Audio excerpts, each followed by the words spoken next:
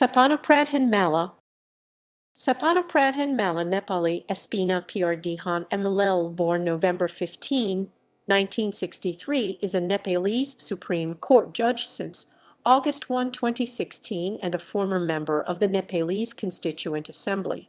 As a lawyer and politician, she is a well-known figure in Nepal due to her work to advance women's rights and increase inclusive language in the country's constitution. She is a former president of the Forum for Women, Law and Development.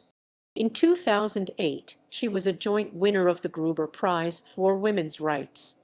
Born in Nawalparasi district, Malla has a master's degree in comparative law from the University of Delhi.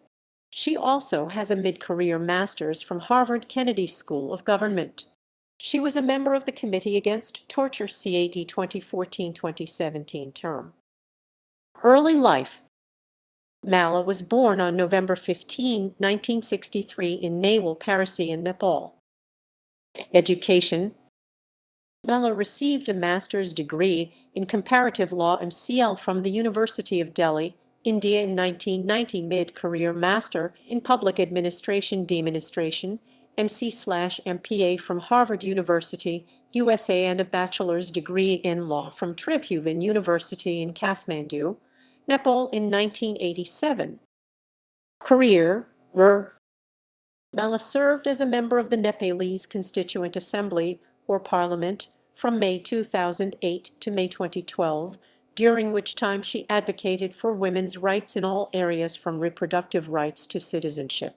When asked about the challenges she faces as an advocate for women's rights, she told PassBlue, "When I started working on women's rights, I decided to take up this work because it wasn't just social, cultural bias against women that existed in the country, but even the law was problematic."